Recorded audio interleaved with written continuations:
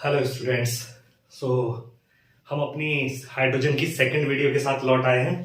तो आज हम हाइड्रोजन में जो लास्ट टॉपिक में हमने पढ़ा था कि हाइड्रोजन क्या है और ये इसकी रिजेम्बलेंस विद एल्कली मेटल और रिजेम्बलेंस विद हेलोजन और इसका जो पोजीशन है वो पीरियोडिक टेबल में फिक्स नहीं है, इस सब के बारे में हमने लास्ट वीडियो में पढ़ा था। तो आज हम इससे आगे बढ़ेंगे और इस सेकंड पार्ट में हम पढ़ेंगे कि उसकी अक्रेंस क्या है, कैसे मिलता है, कहाँ मिलता है और जो आइसोटॉप्स हैं उसके कौन कौन से आइसोटॉप्स हैं और नेक्स्ट चीज पढ़ेंगे उसकी सिंथेसिस, हम प्रिपरेशन कैसे कर सकते हैं हाइड्रोजन की। ठीक है, तो सबसे पहला है occurrence of hydrogen. Occurrence of hydrogen, तो भैया ये मोस्ट अबंडेंट एलिमेंट है यूनिवर्स का, most abundant element of universe, most abundant element of universe.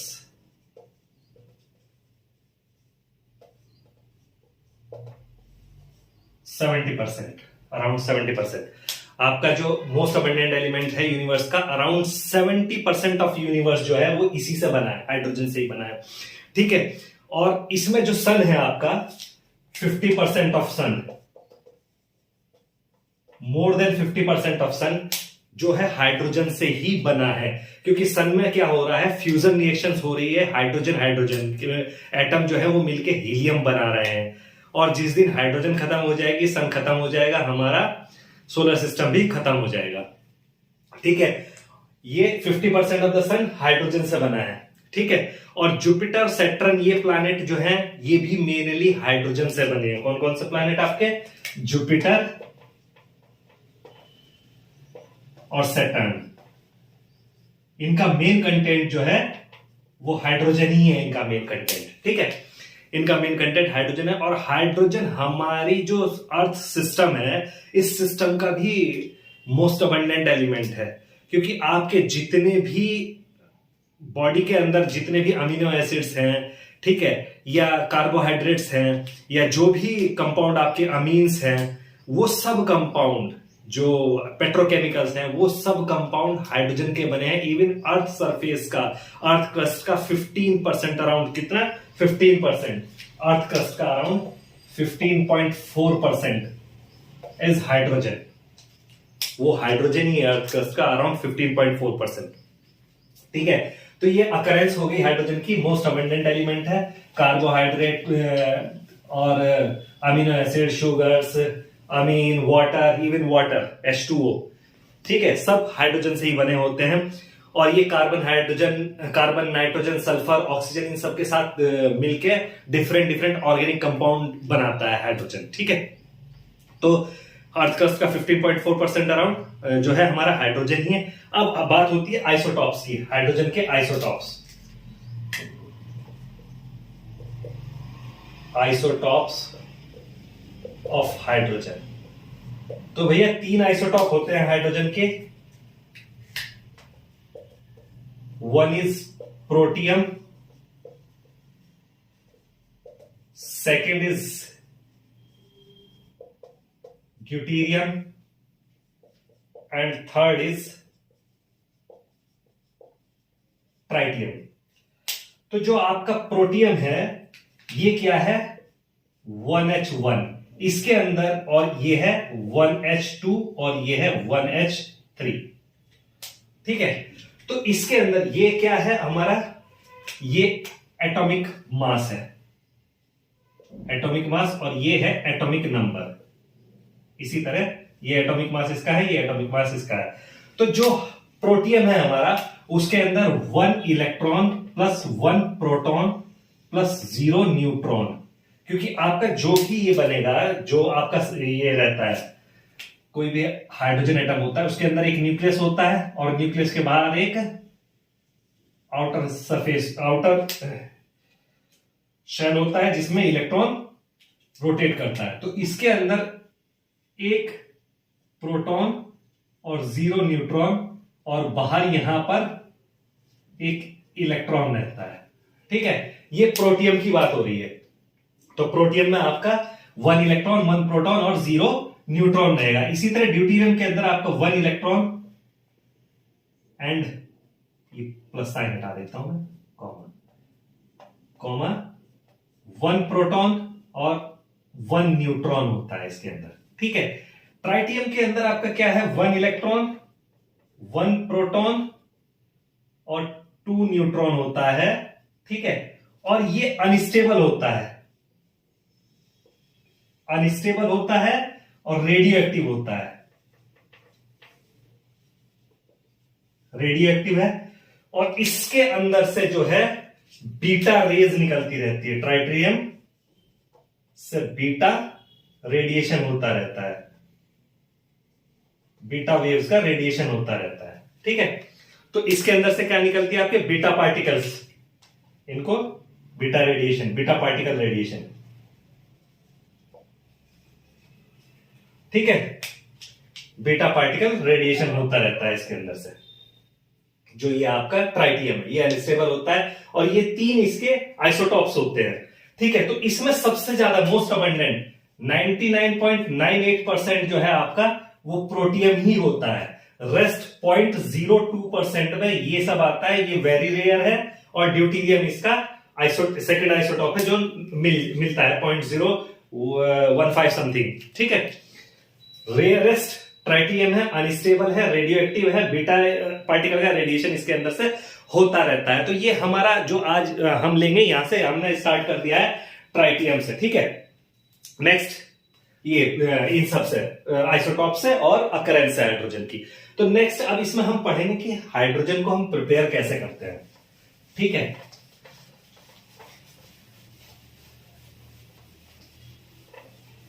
Next topic पर हम जाएंगे कि हाइड्रोजन को हम कैसे करते हैं। अब हाइड्रोजन की प्रिपरेशन जो है, डायटोमिक मॉलिक्यूल है, हाइड्रोजन कैसा है, H2, ये क्या है, die atomic.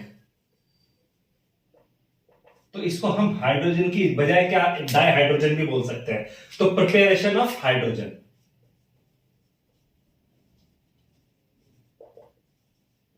Preparation of di hydrogen. तो ठीक है, डाई हाइड्रोजन की प्रिपरेशन कैसे करते हैं।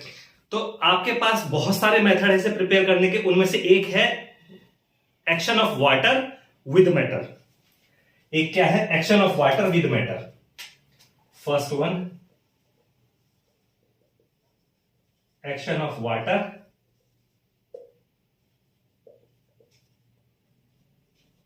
With metals. तो वाटर की रिएक्शन कराएंगे हम मेटल्स के साथ में, तो उससे भी हम हाइड्रोजन प्रिपेयर कर सकते हैं। तो बहुत सारी अलग अलग तरह की मेटल होती है, जैसे कुछ एल्कली मेटल है, कुछ नॉन एल्कली मेटल्स है। जैसे एल्कली मेटल का अगर हम एग्जांपल लें, सोडियम, पोटेशियम, कैल्शियम, ये सब क्या है, एस ब्लॉक एलिमेंट है और एल्कली मेटल है। किसकी बात कर रहे हैं हम, सोडियम, पोटेशियम, कैल्शियम एक्सेट्रा। ये क्या है, बहुत हाईली रिएक्टिव एल्कली मेटल्स है, हाईली रिएक्टिव मेटल्स है। तो इनके साथ वाटर जो है वो आरटी पे ही रिएक्शन कर जाता है, और आरटी पे रिएक्शन करने के बाद क्या बनाएगा, जैसे एग्जांपल Na+H2O, तो आरटी पे ही, रूम टेम्परेचर पे ही, आरटी मतलब रूम टेम्परेचर, रूम टेम्परेचर पे ये रिएक्शन हो जाएगी और हमारे पास क्या आ जाएगा, NaOH प्लस हाइड्रोजन। तो यहां पे 2 NaOH plus H2। Hydrogen gas है तो एरो लगा देंगे, यहां पे G भी लिख सकते हैं, ठीक है। तो हमारे पास NaOH बना और ये बन गया जो हाइड्रोजन गैस इवॉल्व हो गई। उसके बाद पोटेशियम के साथ भी ऐसी रिएक्शन होगी, 2K plus 2H2O room temperature पे, 2KOH प्लस हाइड्रोजन। तो इस तरीके से ये रिएक्शन होने के बाद हमें यहां पे हाइड्रोजन मिल जाता है, ठीक है। हर बार हमें हाइड्रोजन मिल जाएगा। लेकिन इसके अलावा कुछ मेटल्स ऐसी हैं जो बहुत, ये मैंने बताया कि ये बहुत रिएक्टिव होती हैं। तो जब ये रिएक्शन सोडियम, पोटेशियम या कैल्शियम पानी के अंदर ऐड किया जाता है रूम टेम्परेचर पे, तो वहां पे बहुत ज्यादा एक्सोथर्म निकलता है। आप कभी ऐड करके देखिएगा, जब आप उस बीकर को पकड़ेंगे जिसमें ये जिस भी कंटेनर के अंदर आप ये डालेंगे तो वो हीट अप हो जाएगा, आपका पूरा अच्छे से गर्म हो जाएगा। ऐसा क्यों होता है? ऐसा इसलिए होता है क्योंकि ये रिएक्शंस जो है एक्सोथर्मिक होती है, हीट निकालती है बाहर अपने, तो एक्सोथर्मिक होती है और इतनी ज्यादा हाईली रिएक्टिव होती है। जब ये हाइड्रोजन निकलती है, हाइड्रोजन क्या होती है? हाइड्रोजन फ्लेमेबल गैस है। तो जैसे ही ये निकलती है और थोड़ा सा भी हाई टेम्परेचर इनको मिलता है तो ये आग पकड़ लेती है। आप सोडियम पोटेशियम को आप पानी में डाल के देख सकते हैं कि तुरंत पोटेशियम तो बहुत तेजी से आग पकड़ता है, पोटेशियम जब डालेंगे। सोडियम कम थोड़ा स्लो रहता है, लेकिन कंपैरेटिवली कैल्शियम के कंपैरेटिवली बहुत हाईली फ्लेमेबल है वो भी। तो जब आप इनको पानी के अंदर डालेंगे तो ये जो है आग पकड़ लेगी। तो इसलिए क्या करते हैं हम नॉर्मली इनके अमलगम यूज करते हैं मरकरी के साथ में, जैसे सोडियम Hg। तो ये अमलगम हम यूज करेंगे जिससे रिएक्शन थोड़ी स्लो डाउन हो जाएगी और फायर नहीं होगी और हाइड्रोजन लिबरेट हो जाएगी। ठीक है, तो मरकरी के साथ में इनके अमलगम हम यूज करते हैं। अब ये तो बात हो गई एल्कली मेटल की, लेकिन बहुत सारी मेटल्स ऐसी भी है जो नॉन एल्कली मेटल मैंने अभी बताया था, जैसे जिंक, मैग्नीशियम, एल्यूमिनियम एक्सेट्रा। ठीक है, तो उनके बारे में अगर हम बात करेंगे तो वहां पे क्या होगा, वहां पे रिएक्शन होगी लेकिन रूम टेम्परेचर पे नहीं होगी। तो वहां पे हमें रिएक्शन को हीट करना पड़ेगा। जैसे एग्जांपल हमारा मैग्नीशियम, ठीक है, मैग्नीशियम, जिंक, एल्यूमिनियम एक्सेट्रा, जब इन मेटल के साथ में हम रिएक्शन कराएंगे तो ये जो इतनी रिएक्टिव नहीं है, तो हमें रिएक्शन को हीट करना पड़ेगा। जब हम इन्हें पानी में ऐड करेंगे तो वहां से क्या है, हाइड्रोजन भी निकल जाएगी और हमारे ऑक्साइड निकल जाएंगे इन रिएक्शन के। तो देखो, जैसे मैग्नीशियम प्लस H2O, जब हम इसको करेंगे, इस रिएक्शन को हमें हीट करना पड़ेगा। हीट करेंगे तो क्या आएगा हमारे पास, magnesium oxide plus H2 gas, ये आ गई। ठीक है, इसी तरह अगर हम जिंक के साथ करेंगे, Zn प्लस H2O, इसको भी हम हीट करेंगे तो zinc oxide plus H2 gas. तो इस तरीके से हमें इन मेटल्स के साथ में जो है वो मिल जाएगी, हमारी हाइड्रोजन गैस मिल जाएगी। ठीक है, तो ये भी समझ में आ गया। इसके अलावा और भी मेटल होती है जो भी है और भी बहुत कम रिएक्टिव होती है, तो उनके केस में हमें क्या करना पड़ेगा। उनके केस में जैसे मैं आयरन की बात करूं, आयरन इससे भी कम रिएक्टिव होता है, तो आयरन के केस में हम क्या करेंगे।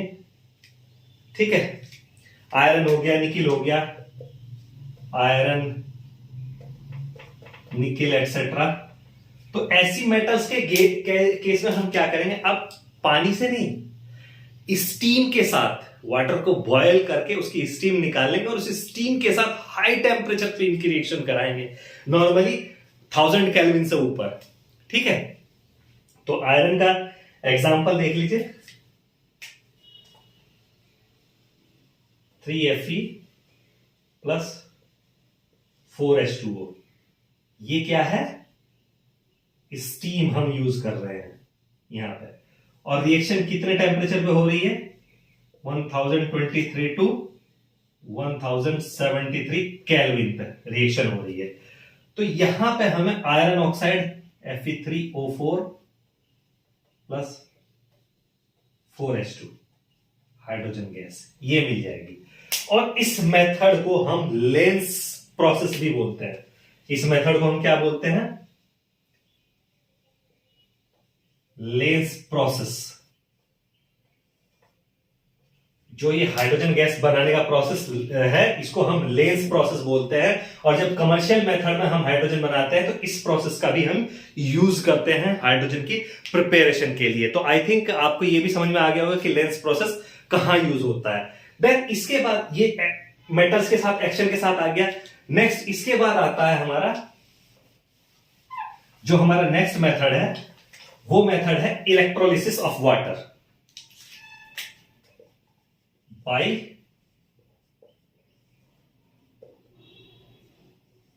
Electrolysis of water. ठीक है, तो इसमें क्या होता है, आपका जो प्लेटिनम मेटल है उसकी प्रेजेंस में हम क्या करेंगे, वाटर की इलेक्ट्रोलिसिस कराएंगे और उसमें हम थोड़ा सा कैटालिटिक एसिड या एल्कली ऐड कर देंगे। एल्कली मतलब बेस, एसिड या बेस हम अपना ऐड कर देंगे अराउंड 15% 20% के आसपास हम उसमें ऐड कर देंगे जब वाटर हाइड्रोलिसिस कराएंगे। ठीक है, तो वहां पे आपको जो है ऑक्सीजन जो है आपकी वो वाटर हाइड्रोलिसिस हम कराएंगे 2H2O। तो यहां पे क्या यूज करेंगे हम, प्लेटिनम कैटलिस्ट और स्मॉल अमाउंट ऑफ एसिड और बेस अराउंड 15 to 20%। ठीक है, ये यूज करेंगे और हमें अल्टीमेटली क्या मिलेगा, 2H2 प्लस O2, ये दोनों गैस है। तो ये क्या होती है, ये आपकी लिबरेट होती है कैथोड पे, एट कैथोड, और ये आपकी लिबरेट होती है एट एनोड। जो ये है ये नेगेटिव पोल होता है और ये पॉजिटिव पोल होता है। तो आपका जो हाइड्रोजन है वो कैथोड पे लिबरेट होगी और ऑक्सीजन जो है वो एनोड पे लिबरेट होगी। तो इसमें होता क्या है एक्चुअल में, इस प्रोसेस को समझना है। तो इस प्रोसेस को समझने के लिए इसमें होगा क्या, सबसे पहले जो आपका हाइड्रोजन है वो कैथोड पे कैसे रिएक्ट करेगा, हाइड्रोजन कैथोड पे क्या करेगा कि H पॉजिटिव प्लस इलेक्ट्रॉन ले लेगा, वहां से नेगेटिव चार्ज है तो H बन जाएगा, और ये दो H प्लस H मिलके आपका हाइड्रोजन गैस बना देंगे कैथोड के ऊपर, एट कैथोड। ये प्रोसेस होगा आपका कैथोड के ऊपर। ठीक है, नेक्स्ट जो दूसरा प्रोसेस है वो आपका एनोड पे कैसे आपकी निकलती है, जो एट एनोड, एनोड पे क्या होगा आपका, एनोड पे जो आपका अब वाटर जैसा ब्रेक होता है, वाटर नॉर्मली ब्रेक होता है आपका ऐसे, H positive plus OH negative. तो एग्जैक्टली यही OH निगेटिव ब्रेक होगा वहां पे। तो OH निगेटिव क्या करेगा, OH निगेटिव इलेक्ट्रॉन रिलीज करेगा, ये इलेक्ट्रॉन जो कैथोड पे जा रहा है और वहां पे हाइड्रोजन ले रहा है, यहां से इलेक्ट्रॉन रिलीज करेगा और हमारा OH आ जाएगा। ठीक है, अब ये OH जो है ये 4 टाइम्स मिलेंगे और जो है 2H2O प्लस O2 ये लिबरेट कर देंगे। तो वाटर भी आएगा यहां से निकल के, लेकिन ऑक्सीजन भी निकलेगी, वो वाटर वापस प्रोसेस में हमारा आ जाएगा एनोड से। ठीक है, और फर्दर हमारी रिएक्शन प्लेटिनम की प्रेजेंस में चलती रहेगी। तो ये एक इलेक्ट्रोलिसिस का मेथड है जो हम यूज करते हैं। अब ये मेथड जो है ये बहुत एक्सपेंसिव है, तो इसको नॉर्मली हम यूज नहीं करते हैं। और क्या नाम, ये प्योरेस्ट फॉर्म अगर हाइड्रोजन हमें चाहिए तो वो इस मेथड से मिलती है, प्योरेस्ट फॉर्म हाइड्रोजन की। ठीक है, तो कॉमनली इसको यूज नहीं किया जाता क्योंकि बहुत एक्सपेंसिव, और प्योरेस्ट फॉर्म में हाइड्रोजन निकलती है तो हाईली डेंजरस भी है ये मेथड, तो इसको हम यूज नहीं करते इस मेथड को। देन इसके बाद आ जाता है कि एल्कलीज के साथ मेटल्स की अगर हम रिएक्शन कराएं, एल्कलीज, एल्कली मेटल की बात नहीं कर रहा हूं, मेटल्स की एल्कलीज यानी बेसिस के साथ अगर हम रिएक्शन कराएं। ठीक है,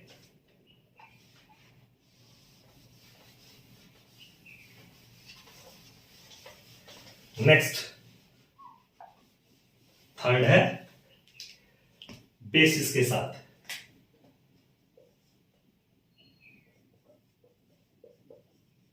by the action of alkalis with metal, with metals। ठीक है, तो एल्कलीज के मेटल्स के साथ, जैसे अगर मैं बात करूं यहां पे एग्जांपल बेरिलियम,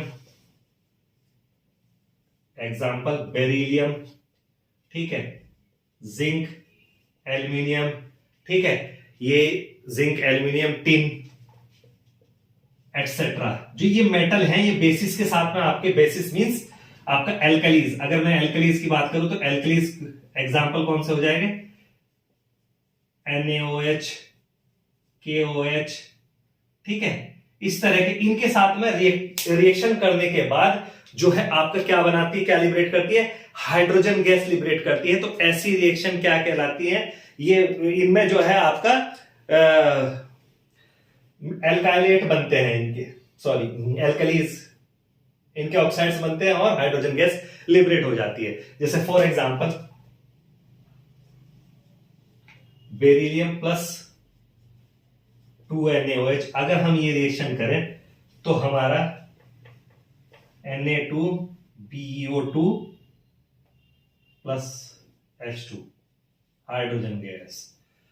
तो सोडियम बेरिलेट, ये क्या बना हमारा, सोडियम बेरिलेट, ये बन गया सोडियम बेरिलेट। ठीक है, ऐसी अगर एल्यूमिनियम के साथ होगी रिएक्शन, तो एल्यूमिनियम के साथ कैसे होगी रिएक्शन, एल्यूमिनियम प्लस NaOH के साथ करें या KOH, NaOH के साथ ही करें, NaOH प्लस 2H2O। वाटर की प्रेजेंस में ये रिएक्शन होती है, Na2AlO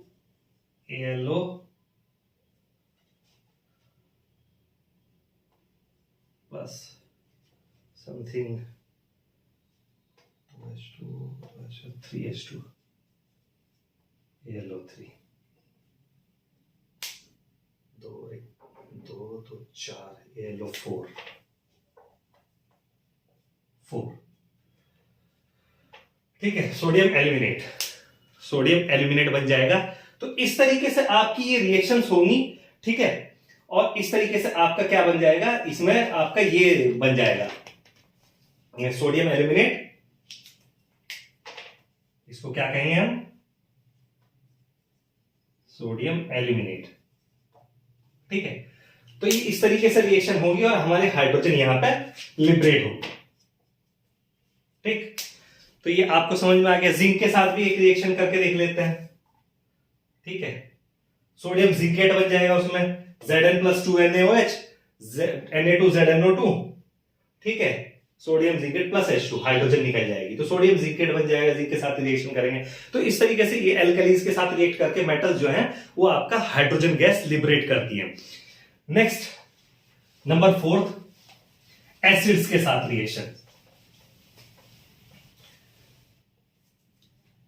by the action of fourth,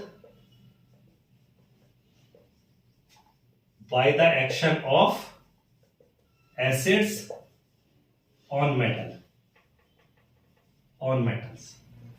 तो एसिड्स के साथ जो भी रिएक्शन होगी और उसमें भी आपका जैसे जिंक, मैग्नीशियम या आयरन, ये सब क्या है, रिएक्ट करेंगे और बना देंगे। जैसे Zn प्लस H2SO4। यहां पे एक चीज ध्यान याद रखने वाली है कि यहां पे हम डाइल्यूट यूज करेंगे।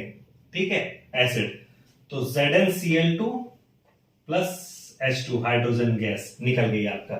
ठीक है, मैग्नीशियम प्लस 2HCl, ये भी डाइल्यूट ही यूज करेंगे, तो आपका MgCl2 प्लस H2 गैस ये लिबरेट होगी।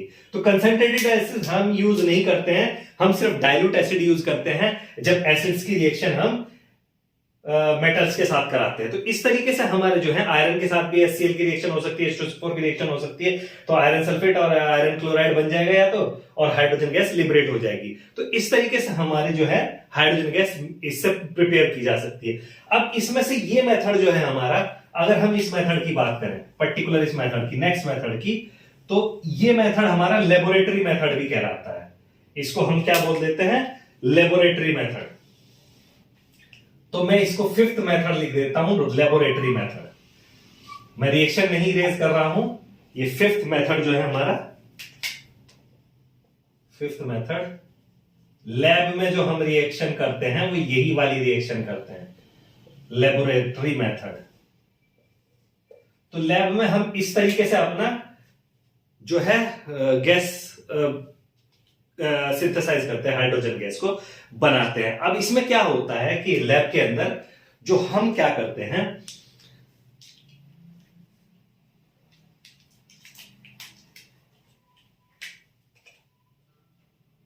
एक हम कंटेनर लेंगे, ये कंटेनर है हमारा,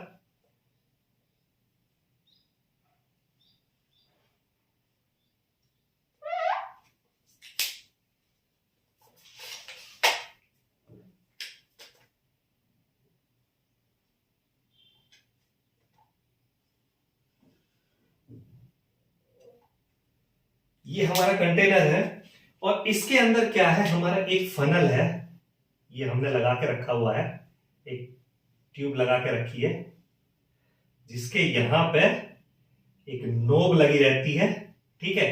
और इसके अंदर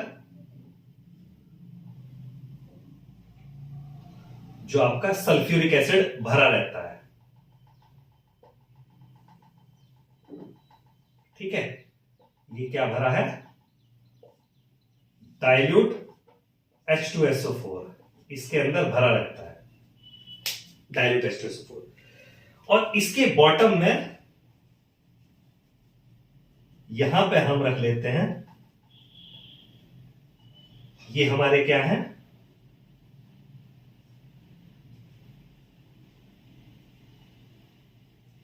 जिंक मेटल।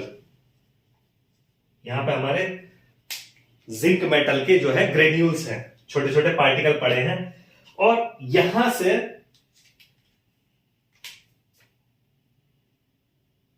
एक ट्यूब जो है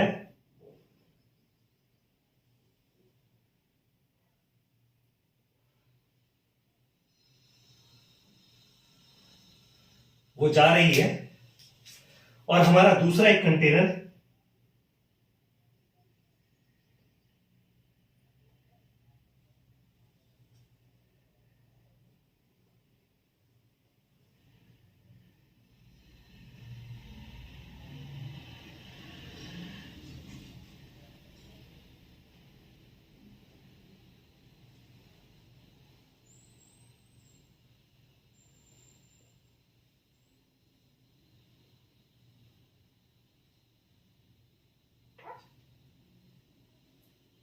ये है।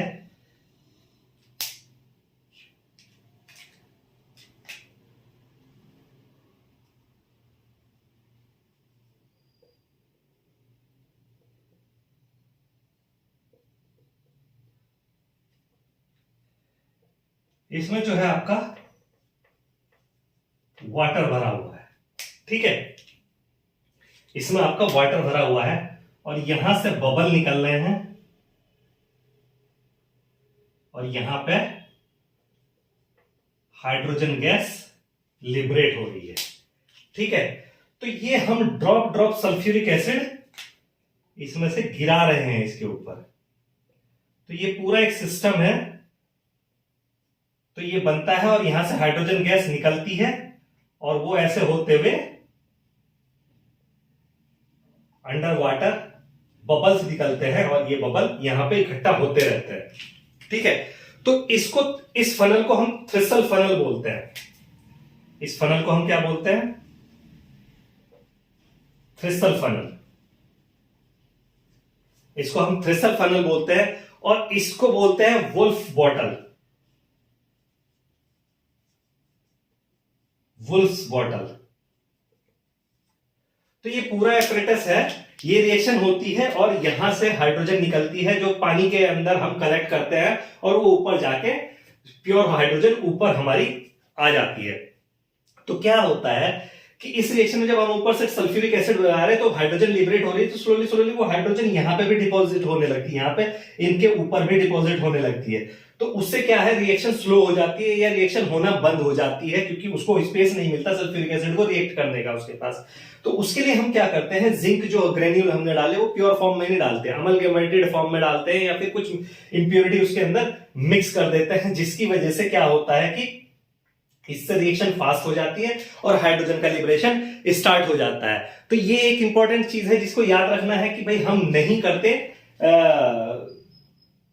जो जिंक है हम प्योर फॉर्म में यूज नहीं करेंगे, सिर्फ इम्प्योर जिंक ही हम यूज करेंगे ताकि रिएक्शन स्पीड अप रहे और उसके ऊपर हाइड्रोजन का डिपोजिशन ना हो और रिएक्शन होती रहे और हमारी हाइड्रोजन गैस लिबरेट होती रहे और हमें प्योर फॉर्म में हाइड्रोजन गैस मिल जाए। दूसरी चीज याद रखने वाली क्या है कि मैंने यहां पे लिखा कि हम जो है ये डाइल्यूट H2SO4 यूज करते हैं, हम कंसंट्रेटेड H2SO4 इस रिएक्शन में यूज नहीं करते। उसका रीजन है क्यों नहीं करते, क्योंकि कंसंट्रेटेड H2SO4 क्या है, वो आपका मेटल के साथ रिएक्शन करके सल्फर डाइऑक्साइड गैस देगा, ना कि hydrogen gas. Concentrated sulphuric acid. तो याद रखेंगे कि हम डाइल्यूट सल्फ्यूरिक एसिड यूज करेंगे, ना कि कंसंट्रेटेड सल्फ्यूरिक एसिड। क्यों बताया मैंने कि सल्फेट तो बनेगा ही बनेगा, रिएक्शन कैसे हो जाएगी, अगर ये हम कंसंट्रेटेड यूज करेंगे 2H2SO4, ये मैं लिख देता हूं यहां पे कंसंट्रेटेड, अगर हम ये कंसंट्रेटेड यूज करेंगे तो रिएक्शन में क्या बनेगा आपका ZnSO4 प्लस SO2 गैस, ये भी गैस है, प्लस 2H2, वाटर लिबरेट हो जाएगा, वाटर निकलेगा, जिंक सल्फेट बनेगा और जो आपका है सल्फर डाइऑक्साइड गैस बनेगी, ना कि हाइड्रोजन गैस। तो ये चीज याद रखनी है कि हमें कंसंट्रेटेड सल्फ्यूरिक एसिड यूज नहीं करना है, हमें डाइल्यूट सल्फ्यूरिक एसिड ही यूज करना है जब हम लेबोरेटरी मेथड में सिंथेसाइज करेंगे अपनी हाइड्रोजन गैस को। ये इंपॉर्टेंट चीज थी। देन इसके बाद प्रिपरेशन में अब हमारा आ जाता है ये कि प्योरेस्ट फॉर्म। तो जो मैंने आपको बताया कि प्योरेस्ट फॉर्म एक तो इलेक्ट्रोलिसिस से हम बना सकते हैं, वाटर इलेक्ट्रोलिसिस से हम अपना प्योरेस्ट फॉर्म में हाइड्रोजन बना सकते हैं। कि प्योरेस्ट फॉर्म हाइड्रोजन की हम कैसे बनाएंगे, तो मैग्नीशियम सल्फेट के साथ H2SO4 की डाइल्यूट H2SO4 की रिएक्शन करेंगे मैग्नीशियम के साथ, तो मैग्नीशियम सल्फेट प्लस हाइड्रोजन निकलेगा 99.95% प्योर। अगर आपको हाइड्रोजन चाहिए तो आप क्या कीजिए, मैग्नीशियम प्लस डाइल्यूट H2SO4 के साथ रिएक्शन, तो आपका मैग्नीशियम सल्फेट प्लस हाइड्रोजन, ये प्योर मिलेगी आपको।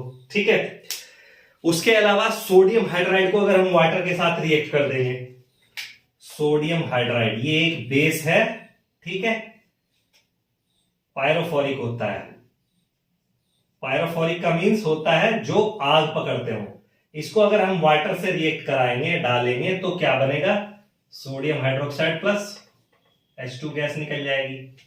ठीक है,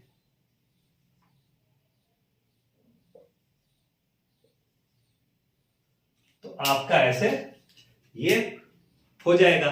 ठीक है, हाइड्रोजन NaOH बन जाएगा और हाइड्रोजन गैस आपकी लिबरेट हो जाएगी। ठीक है, तो इस तरीके से ये हो गया। एक मेथड मैंने बताया था कि इलेक्ट्रोलिसिस से करते हैं। ठीक है, इलेक्ट्रोलिसिस के अलावा एक मेथड है जिसको हम यूज करते हैं, नाम दिया है उसको उयेनोज मेथड,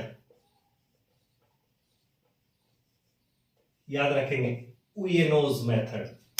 ठीक है, उयेनोज मेथड में क्या है, एल्यूमिनियम की पोटेशियम हाइड्रोक्साइड के साथ वाटर की प्रेजेंस में, मैंने बताया था एल्कलीज के साथ रिएक्शन करते हैं, तो इस मेथड को ये नॉर्मली हमारी आर्मी इसको यूज करती है हाइड्रोजन गैस बनाने के लिए।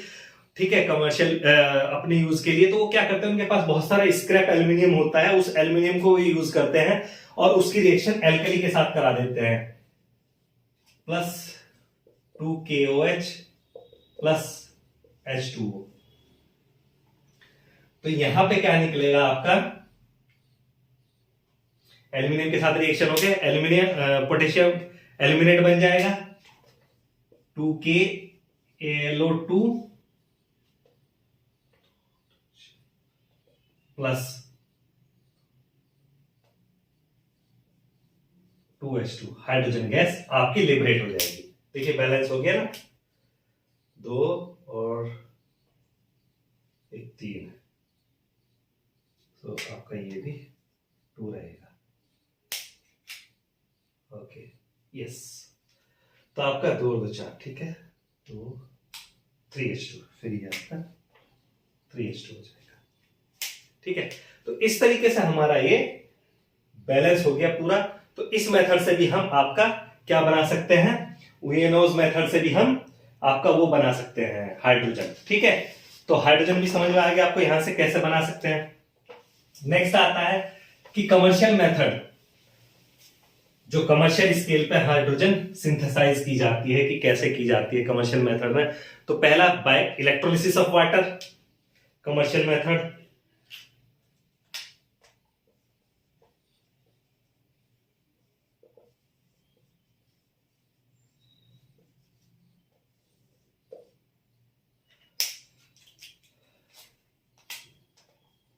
First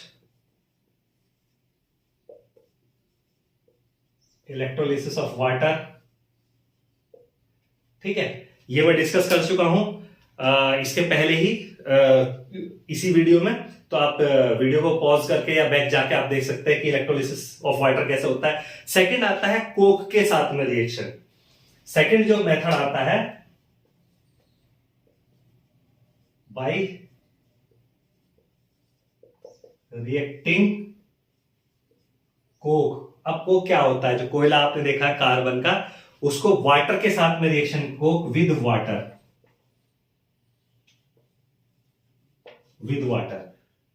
at high temperature. ये रिएक्शन किस समय होती है? हाई टेम्परेचर पे, 1200 केल्विन के ऊपर ये रिएक्शन होती है। तो इसमें आपका कोक जो है वो कार्बन ये सॉलिड है प्लस 2H2O। ठीक है, ये आपका अराउंड 1270 केल्विन, कितना 1270 केल्विन पे। और एक कैटलिस्ट यूज करते हैं इसमें, हमारा निकेल कैटलिस्ट। निकेल कैटलिस्ट के प्रेजेंस में ये रिएक्शन होगी और आपके इसमें क्या बनेगा? कार्बन मोनोऑक्साइड गैस बनेगी और हाइड्रोजन गैस निकल जाएगी। कार्बन मोनोऑक्साइड गैस बनी, ये भी गैस है, प्लस हाइड्रोजन गैस, ये भी गैस है। ये दोनों गैस बनेगी।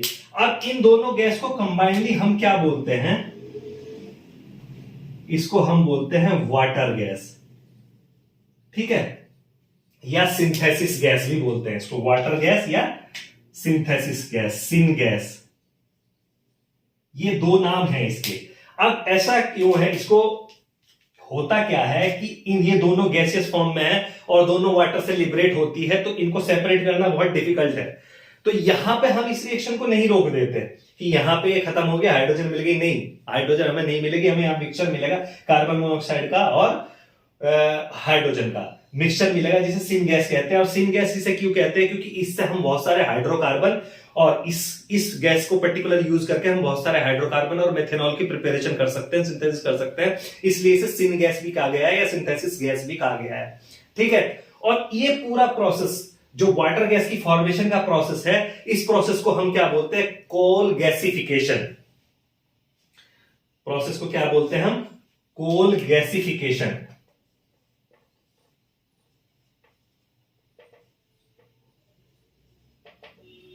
याद रखिएगा कि इस प्रोसेस को, जो वाटर गैस की सिंथेसिस का प्रोसेस है, इसे हम कोल गैसिफिकेशन भी बोलते हैं। तो यहां पे हम इस रिएक्शन को यहां नहीं रोक देते। इसके बाद क्या करते हैं? क्योंकि ये आइसोलेबल नहीं है, हमें तो हाइड्रोजन आइसोलेट करनी चाहिए, आइसोलेट चाहिए। तो इसके बाद हम क्या करेंगे? इसको फर्दर वाटर के साथ रिएक्ट कराएंगे, थोड़ा कम टेम्परेचर पे, अराउंड 700 केल्विन के आसपास। इसको 673 केल्विन पे हम वाटर के साथ अगेन रिएक्शन कराएंगे इसकी। तो इसके जो आपका ये मिक्सचर है वाटर गैस है, इस मिक्सचर को अगेन कहां लेके, किसके साथ कराएंगे? वाटर के साथ रिएक्ट कराएंगे 673 केल्विन पे। ये मिक्सचर हम ले लेते हैं CO plus H2O, sorry H2। ठीक है, ये हमारी वाटर गैस प्लस H2O, और किस पे कराएंगे? 673 केल्विन पे रिएक्शन कराएंगे और यहां पर हम iron chromate as a catalyst लेंगे। ठीक है, यहां पे क्या करेंगे? हम iron chromate as a catalyst use करेंगे और FeCrO4 ये कैटलिस्ट हम यूज करेंगे, आयरन क्रोमेट। ये कैटलिस्ट यूज करेंगे तो उसके बाद क्या होगा? जो ये कार्बन मोनोऑक्साइड है, ये कार्बन डाइऑक्साइड में कन्वर्ट हो जाएगी। Carbon dioxide plus 2H2 hydrogen gas. अब ये भी भैया गैस है, कार्बन डाइऑक्साइड, लेकिन यहां पे ये सेपरेट हो जाती है क्योंकि ये सॉल्युबल है इन वाटर। तो आपको बाहर जो मिलेगी लिबरेट होके, वो सिर्फ हाइड्रोजन गैस मिलेगी और कार्बन डाइऑक्साइड पूरी पूरी वाटर के अंदर सॉल्युबल हो जाएगी, वाटर के अंदर ट्रैप हो जाएगी। तो फिर हम हाइड्रोजन को कलेक्ट कर लेंगे। तो ये कंप्लीट रिएक्शन हमारी होती है bye reacting Coke with water at high temperature. ठीक है, और ये वाटर ऐसा मतलब नहीं कि वाटर ही, स्टीम हम यूज करते हैं यहां पर। ठीक है, स्टीम, दोनों प्रोसेस में हम क्या है? स्टीम यूज करते हैं वाटर की। ठीक, तो आई थिंक ये आपको समझ में आ गया कमर्शियल मेथड में कि कैसे हम इसको यूज बनाते हैं कमर्शियली। ठीक है, ये आगे समझ में। इसके बाद फिर नेक्स्ट थर्ड मेथड है हमारा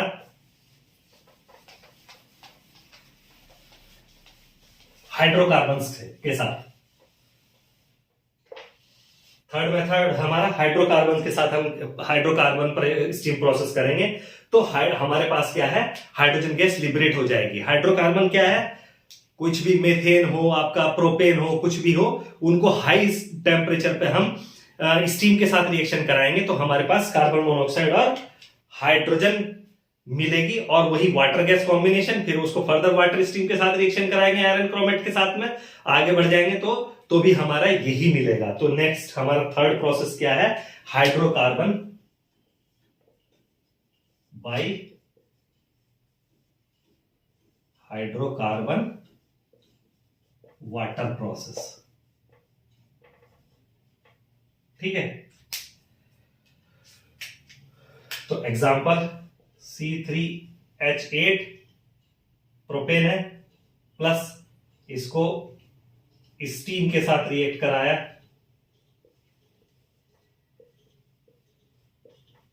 $1270 केल्विन पे कराया स्टीम के साथ में रिएक्शन, तो आपका क्या मिला, 3CO प्लस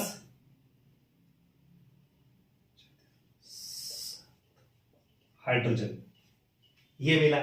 ठीक है, तो अब जो है मैक्सिमम आपका 77% ऑफ हाइड्रोजन इसी मेथड से, 77% of hydrogen synthesized using this method.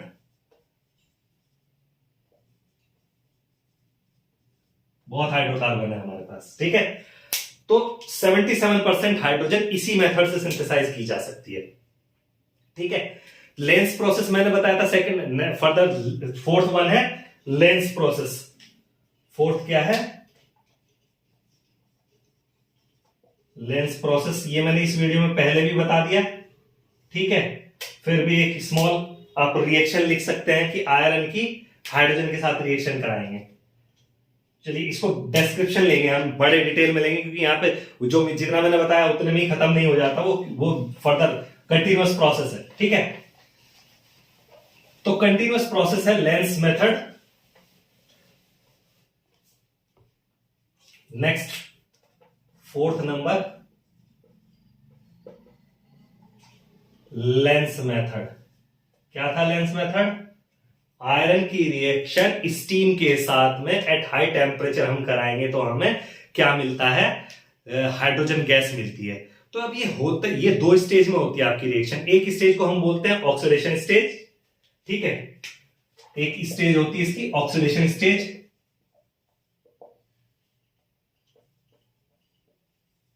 जो मैंने पहले रिएक्शन लिखी थी ऑक्सीडेशन स्टेज। तो उस स्टेज में क्या होता है, आयरन आपका वाटर के स्टीम के साथ में 3Fe प्लस 4H2O, ये स्टीम यूज करेंगे हम 1270 केल्विन पर Fe3O4 plus 4H2 hydrogen gas यहां पे हमें मिल गई। तो ये मेन एक प्रोसेस हो गया जहां पे हमें हाइड्रोजन गैस मिल रही है। लेकिन अब ये जो आयरन का ऑक्साइड बना है इसे वापस रिड्यूस करते हैं सेकंड फेज में, जिसको हम कहते हैं रिडक्शन फेज। सेकंड फेज इसका क्या होता है, रिडक्शन स्टेज।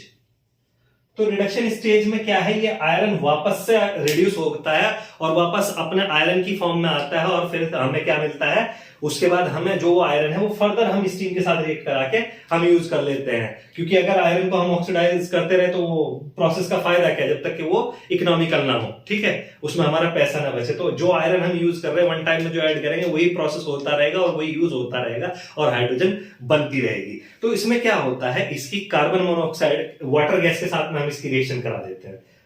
इसके साथ इसकी Fe3O4 की वाटर गैस के साथ में रिएक्शन कराते हैं। Fe3O4 plus CO plus H2, ये हमारी क्या है, वाटर गैस। इस वाटर गैस के साथ जब हम इसको पास करेंगे तो क्या होगा, ये कार्बन मोनोऑक्साइड के साथ रिएक्शन करेगा। ठीक है, ये कार्बन मोनोऑक्साइड के साथ में रिएक्शन करेगा Fe3O4, ठीक। तो यहां पे इसको मैं 4 से मल्टीप्लाई कर दूं, ये भी 4 हो जाएगा। तो जो हमारा 3Fe प्लस 4CO2 ये गैस प्लस 4H2, यहां भी हाइड्रोजन लिबरेट होगी, ठीक है, क्योंकि वाटर गैस से तो हाइड्रोजन लिबरेट नहीं हो रही, लेकिन यहां पे हाइड्रोजन लिबरेट हो जाएगी, क्योंकि कार्बन डाइऑक्साइड वाटर में सॉल्युबल है, वो वाटर में रह जाएगी और हाइड्रोजन लिबरेट होगी। तो यहां भी हाइड्रोजन लिबरेट हो रही है और यहां भी हाइड्रोजन लिबरेट हो रही है। तो एक वन टाइम में हमें डबल क्वांटिटी मिल रही है, और इसका रिडक्शन होने के बाद ये फर्दर वापस अपनी सेम फॉर्म में आ रहा है और फर्दर यूज हो जा रहा है। तो ये 2 स्टेज में चलता है ऐसे पूरा का पूरा, ठीक है। तो इसको 1270 और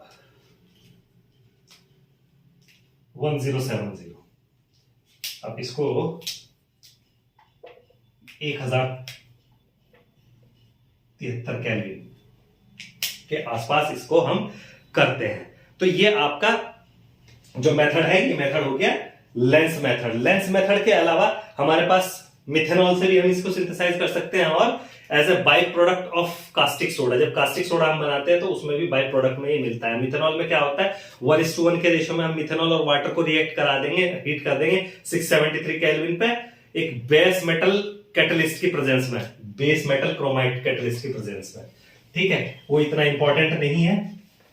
तो हम नेक्स्ट कास्टिक सोडा की प्रिपरेशन जब हम करते हैं तो वहां पे बाई प्रोडक्ट भी निकलता है आपका, क्या है, तो कास्टिक सोडा की प्रिपरेशन कैसे करते हैं, ब्राइन।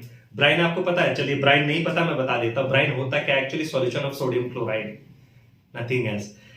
सोडियम क्लोराइड को जब हम पानी में डिसॉल्व कर लेते हैं तो उसका सॉल्यूशन क्या कहलाता है, ब्राइन कहलाता है। जो पानी में सोडियम क्लोराइड किस फॉर्म में रहता है, NaCl, जो है पानी में Na positive plus Cl negative, इस फॉर्म में ये पानी के अंदर डिसॉल्व होने के बाद रहता है। तो क्या होगा कि पानी के अंदर अब ये रिएक्शन ब्राइन बनेगा, ठीक है, कास्टिक सोडा बनेगा। तो उसमें होगा क्या, वाटर के भी मॉलिक्यूल किस फॉर्म में रहते हैं, H2O, ये भी ऐसे आयनाइजिंग फॉर्म में रहेंगे, ठीक। तो वहां पे जो Na निकला है वो OH के साथ रिएक्ट कर लेगा, कास्टिक सोडा बनाएगा, और जो आपका बाकी का रहेगा, जो आपका ये हाइड्रोजन गैस भी लिबरेट हो जाएगी इसके अंदर से, और क्लोरीन गैस भी लिबरेट हो जाएगी इसके अंदर से। तो होगा क्या कि 2Na positive plus 2Cl negative plus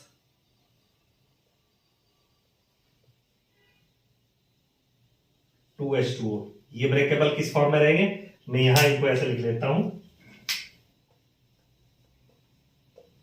plus plus 2OH minus. ये सिर्फ शो करने के लिए मैंने लिखा है। जो रिएक्शन हो रही है वो रिएक्शन में जो आपका बना 2NaOH plus Cl2 plus H2, ठीक है। तो ये 2NaOH क्या है आपका,